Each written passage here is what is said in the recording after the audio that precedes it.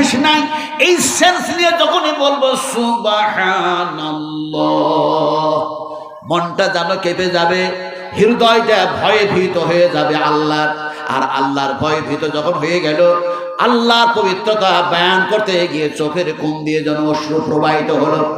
এই অশ্রুটা নাকের ডগা পর্যন্ত পৌঁছায় না, নাকের অর্ধেক পর্যন্ত আসার আগে আল্লাহ পাক লক্ষ্য করেন আর বলেন, বান্দা আমার পবিত্রতা বয়ান করতে গিয়ে তোমরা যখন ক্রন্দন করে ফেলেছো, আমি আল্লাহ সুবহানাহু ওয়া তাআলা তোমাদের সঙ্গে কথা বলছি। ইন্নাল্লাহা গাফুরুর রহিম, আমি আল্লাহ তোমাদের জীবনের গুনাহ খাতা মাফ করে দিলাম। সুবহানাল্লাহ। এবার সুবহানাল্লাহ বুঝেছি তো কি? সুবহানাল্লাহ। আল্লাহ হোসেন পাক, তিনি হচ্ছেন পবিত্র, তার পবিত্রতা বয়ান করলেন। এবার আপনাদেরকে বুঝায়, যে কোরআনুল কারীমের মধ্যে এসছে সুবহানাল্লাহ শব্দ, যে কোরআনুল কারীমের মধ্যে এসছে ইনশাআল্লাহ শব্দ, এই কোরআনটা যখন আপনি পড়তে যাবেন, সর্বপ্রথম কোরআনটা খুললেই একটা শব্দ পাওয়া যায়। কি পাওয়া যায়? বিসমিল্লাহির রাহমানির রাহিম। আপনারা পড়বেন না? মনে মনে চিন্তা করছেন, তাই তো 22শে জানুয়ারি আমাদের মসজিদ ভেঙে দিল, মন্দির বানায়া উদ্ঘাটন করতে যাচ্ছে, শুনেছেন তো নাকি? আর এদিকে এই পাগলেরা কত বড় পাগল হয়, মাথা মোটা মানুষ হলে কত বড় তার মাথা মোটা হয়। হ্যাঁ, তারপরে দেখা যাচ্ছে এরোপ্লেন খরচা ফ্রি, তারপরে ট্রেন ফ্রি, তারপরে খাবার ফ্রি। কি এক আনন্দ!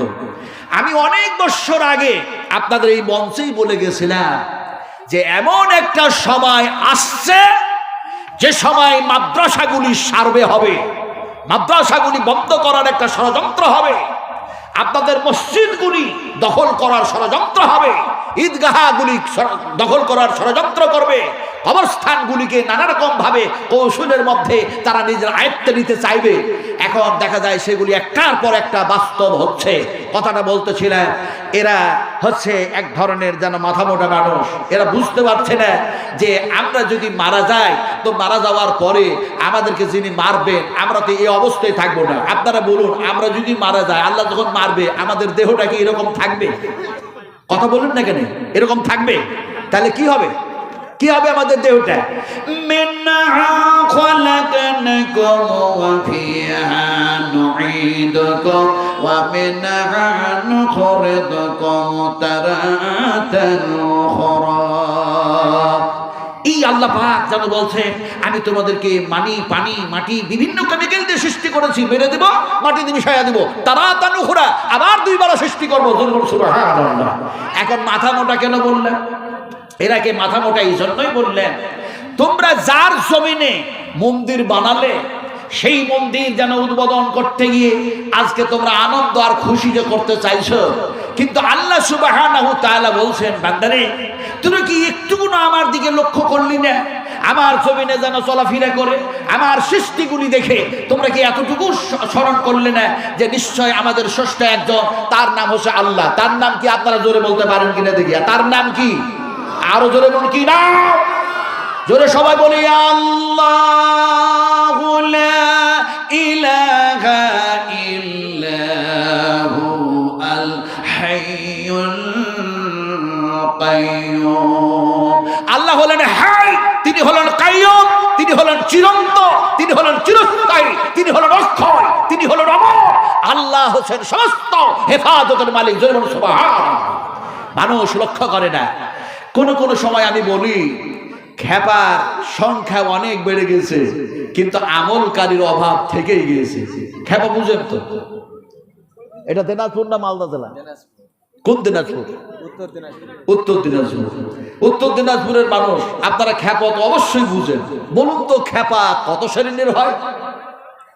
হ্যাঁ, কত রকমের খেপা হয়?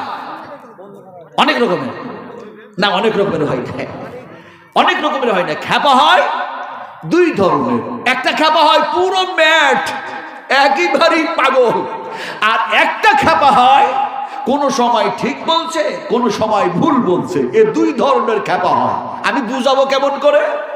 এই দিকে একটা খেপা দাঁড়িয়ে আছে, এই দিকে না না, আপনারা দেখছেন কেন এইদিকে? আমি উদাহরণ দিচ্ছি, কথা বুঝুন কি? আপনারা যে কোন খেপার খেপা, এইদিকে একটা খেপা দাঁড়িয়ে আছে, এর ন্যাংটা হয়ে দাঁড়ায় আছে, আর এইদিকে একটা খেপা দাঁড়িয়ে আছে, এ গামছা পড়ায় দাঁড়ায় আছে। এখন এই দুই খেপার মধ্যে এক হুজুর যেন পেরিয়ে চলে যাচ্ছে। হুজুর টুজুর বললে রাগ টাগ করেন না তো? আমার পরে মমতাজ আসবে, কথা বুঝেন কি? ওর গ্রামে আমি কতবার ওয়াজ করেছি, কথা বুঝেন কি? ওর বাড়ির জানলা কটা তাও আমি জানি ইনশাআল্লাহ, কথা বুঝেন কি? যেমন আগামীকাল পরশু তরশু ওনার বারাসাত থেকে, ওনাদের ফলতি গ্রাম থেকে আরো 150 কিলোমিটার দূরে আমার প্রোগ্রাম আছে, কথা বুঝেন কি? যার জন্য আজকে গাড়ি নিয়ে এসেছি, আলহামদুলিল্লাহ, শুভ আলহামদুলিল্লাহ। তো কথা বলছিলাম যে আমি আজকে পীরদের কথা বলবো না, ওলিদের কথা বলবো না, পয়গম্বরদের কথা বলবো না, আজকে আমি কবর মাজারের কথা বলবো না, পীর পূজার কথাও বলবো না, কথা বুঝুন কি? আমি যেটা বলতেছিলাম যে এক হুজুর পেরিয়ে চলে যাচ্ছে। আপনারা হুজুর টুজুর বললে রাগটা করেন না তো দিনাজপুরের মানুষ? এখন এক হুজুর পেরিয়ে যাচ্ছে, দুই দিকে দুই খেপা দাঁড়িয়ে আছে। এমন সময় গামছা পড়া খেপা এই ন্যাংটা খেপাকে বলছে, হুজুর চলে যাচ্ছে, সালাম দে, সালাম দে, সালাম দে। তো ন্যাংটা খেপা গামছা পড়া খেপাকে বলছে, আমি যে উলঙ্গ, আমি কেমন করে সালাম দেব? তোর পরনে গামছা আছে, তুই সালামটা দে। এখন ও গামছা পড়া খেপা সালাম দিবে কি? ও নিজের পরনের গামছাটা খুলে ও ন্যাংটা হয়ে গেছে, ন্যাংটা হয়ে গেল। এখন এই ন্যাংটা খেপার দিকে গামছাটা ছুঁড়ে দিল, বললো তুই গামছাটা পর আর তাড়াতাড়ি সালাম দে।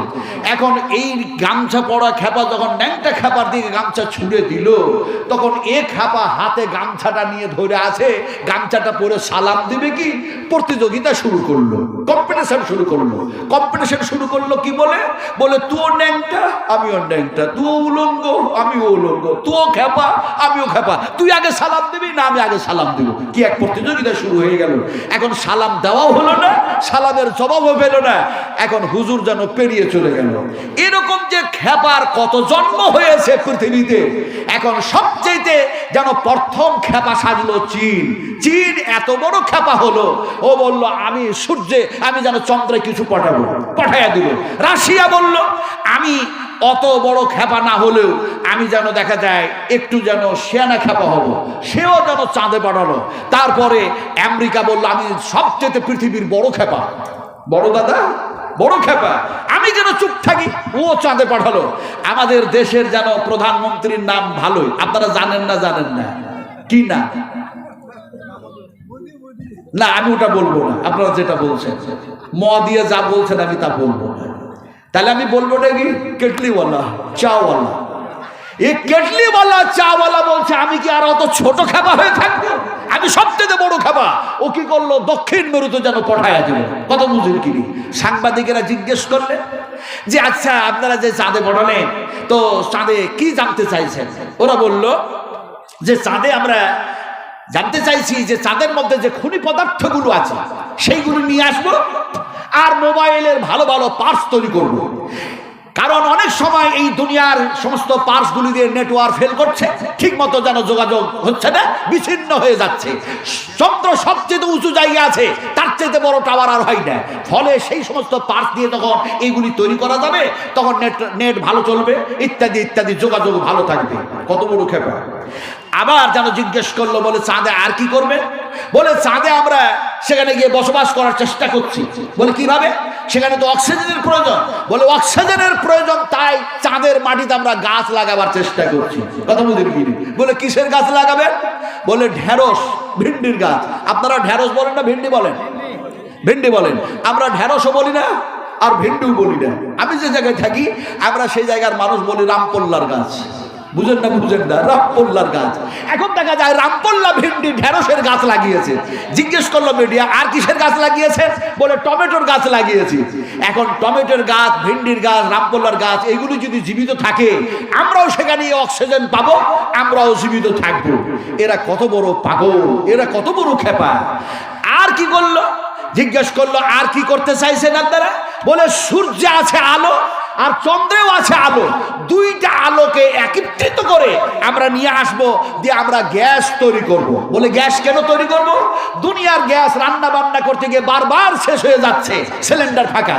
কিন্তু এমন চাঁদের আলো আর সূর্যের আলো যা শেষ হয় না, সেই আলো দিয়ে আমরা গ্যাস বানাবো, আর কেমন পর্যন্ত চলতে থাকবে, গ্যাস শেষ হবে না। আল্লাহ বলছে পাগলামি করার জায়গা পাও না। এই টমেটোর গাছ লাগালা, ভিন্ডির গাছ লাগালা, আর সেখানে তোমরা বসবাস করবে, তারপরে কি কি খনি পদার্থ নিয়ে আসবে, তারপরে নাকি গ্যাস ট্যাস বানাবে, এরকম পাগলামি কেন করছো? আল্লাহ তার পাগলামির জবাব দিচ্ছেন কোরআনের মধ্যে। কিভাবে জবাব দিচ্ছেন? এমনি করে, যেমনি করে আপনাদেরকে শোনাচ্ছি। আপনারা কি বিরক্ত হচ্ছেন নাকি? আপনারা বিরক্ত হচ্ছেন নাকি? হুয়াল্লাযী জাআলাস শামসা জিয়াআন ওয়াল কামারা, আল্লাহ রাব্বুল আলামিন যেন বলেন, হুয়াল্লাযী জাআলাস শামসা জিয়াআন ওয়াল কামারা, আমি আল্লাহ রাব্বুল আলামিন সূর্যের এবং চন্দ্রে যেন এমনি করে কি করলাম, নূর, আমি যেন নূর দিলাম, আলো দিলাম, আর কি করলাম শোনো, এমনি করে যেন এগুলিকে আমি সুন্দর করে বানালাম, আদাদাস সিনিনা ওয়াল হিসাবা, গ্যাসের জন্য নয়, ওই মোবাইলের পার্টস তৈরি করার জন্য নয়, বরং এগুলি আমি সৃষ্টি করেছি এই জন্যই যে এগুলি দিয়ে তোমরা দিন, সপ্তাহ, মাস, বৎসর, আদাদাস সিনিনা ওয়াল হিসাবা, এগুলি দিয়ে তোমরা গণনা করবে। জোরে বলো সুবহানাল্লাহ। ইউফাসসিলুল আয়াতি লিকাওমিন ইয়ালামুন, এর আগে শব্দ আছে মা খালাকাল্লাহু যালিকা ইল্লা বিল হক, ইউফাসসিলুল আয়াতি লিকাওমিন ইয়ালামুন, এগুলি আমি সৃষ্টি করেছি তোমাদের উপকারের জন্য, তোমাদের কল্যাণের জন্য, তোমাদের মঙ্গলের জন্য। আর এগুলি এই সৃষ্টি করেছি ইউফাসসিলুল আয়াত, এগুলি হচ্ছে আমার নিদর্শন বলি, এগুলিকে দেখো, আর আমি আল্লাহকে তোমরা যেন স্মরণ করে আমার গোলামি করো। জোরে বলো সুবহানাল্লাহ। পাগলামি করো না আমার ভাইরা। আমি আপনাদের সামনে আলোচনা করছিলাম, কোরআন খুললাম, আর কোরআন খোলার পরে একটি শব্দ পেলাম। কি শব্দ পেলাম? বিসমিল্লাহির রহমানির রহিম, শুরু হয়ে গেল এমন একটা শব্দ দিয়ে, এমন একটা বাক্য দিয়ে, বাহ বাহ, বিসমিল্লাহির রহমানির রহিম। আমি বিসমিল্লাহির রহমানির রহিমের তাফসীর অনেকবার অনেক জায়গায় করেছি আপনাদের এলাকায়, আমি তা করব না। তাফসীর ইবনে কাসির, তাফসীর হুসাইনি, তাফসীর মারফুল কোরআন, তাফসীর মজহুল কোরআন, তাফসীর হাসানুল বায়ান, তাফসীর দোকান, তাফসীর কাসাব, এছাড়া আরো অনেক অনেক তাফসীর আছে। বিভিন্ন তাফসীর কারকেরা বিভিন্নভাবে তাফসীর করেছেন, বিশ্লেষণ করেছেন, আমি সেদিকে যাচ্ছি না। আপনাদেরকে বুঝাতে চাইছি, কোরআন খুললাম আর পড়লাম কি, বিসমিল্লাহির রহমানির রহিম, বা দিয়ে